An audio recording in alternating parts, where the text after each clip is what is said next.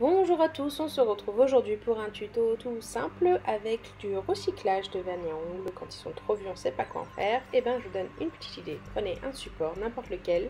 Là j'ai choisi un miroir, donc je vais le gratter un petit peu avec du papier ponce pour aider à adhérer. Je vais choisir mes vernis. Le support que j'ai choisi est parce que tant qu'à faire, ça peut faire un joli cadeau, mais vous pouvez utiliser plein de choses, on verra après un deuxième exemple.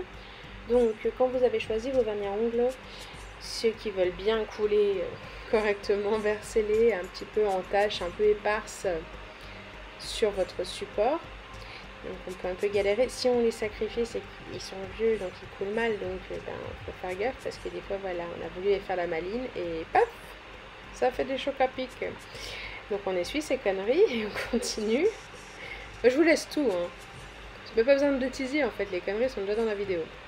Donc du coup, moi j'ai choisi un mélange violet, rouge, cuivré, avec les différentes nuances. On a du nacré, on a de la paillette, on a de l'opaque. Enfin, je m'amuse. On essaye d'en mettre le plus possible sans que ça déborde. Et en fait, quand on a la quantité qu'on veut, on se munit d'un petit objet un petit peu pointu, donc ici en l'occurrence un cure-dent, et on étale en faisant des petits dessins, des petits zigoutis, doucement, en faisant des petits gestes, parce que sinon après ça va tout mélanger. On essaye de nettoyer là où il y a des petites bavures.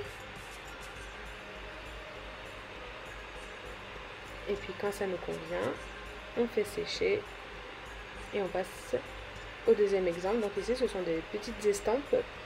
Donc là ce sont des outils neufs on va dire, mais moi ça m'est déjà arrivé d'utiliser un support d'un ancien collier où le cabochon était tombé, enfin recycler des choses, des couvercles, des trucs comme ça.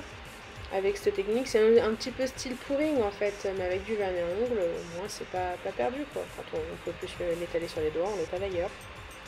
Donc là j'ai joué avec juste deux couleurs, du bleu canard et du orange.